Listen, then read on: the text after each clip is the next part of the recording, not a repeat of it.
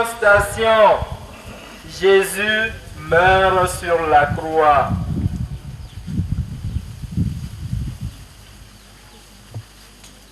Nous t'adorons, ô Christ, et nous te bénissons. Parce que tu as racheté le monde par ta sainte croix.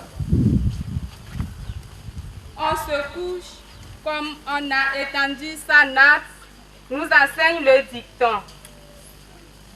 Tu mourras comme tu auras vécu.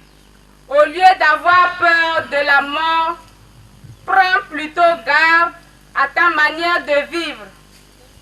Ne te contente pas de pleurer la mort de Jésus. Pense surtout à tes œuvres de mort que tu accomplis contre ton prochain et contre toi-même.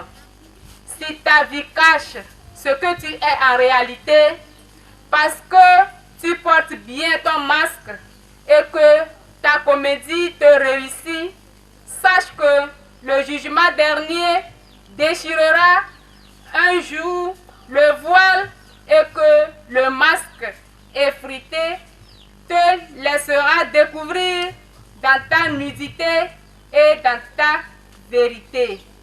Quand tu te présenteras après ta mort devant Dieu, reconnaîtra-t-il en toi son image? Abandonné de tous, notre Seigneur est entouré de deux malfaiteurs. C'est l'heure de dire adieu. Celui qui est venu nous sauver de la mort est mort. Mystère. Par sa mort et sa résurrection, Jésus a détruit la mort et renouvelé la vie pour que notre vie ne soit plus à nous-mêmes, mais à lui qui est mort et ressuscité.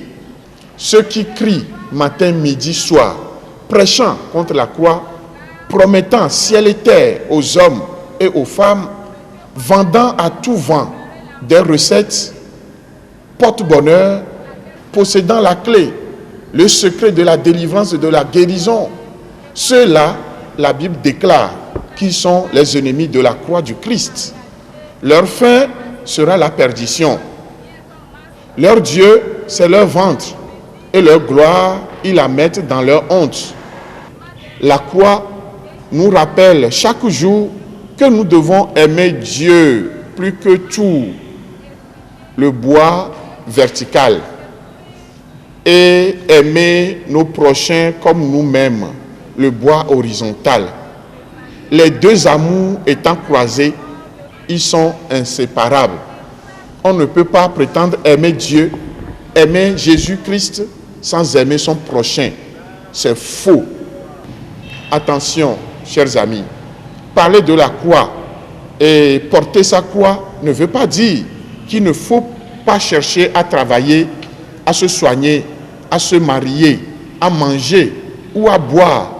Faisons confiance au Seigneur. Durant le temps de carême, nous devons apprendre à mourir à nous-mêmes pour vivre la vie de Dieu.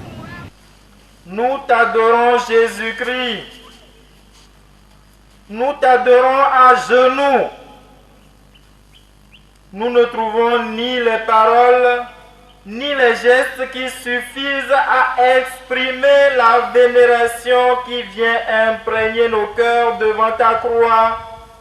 Vénération dont nous sommes pénétrés devant le don de la rédemption faite à toute l'humanité, à tous et à chacun par la soumission totale et inconditionnelle de ta volonté à celle du Père.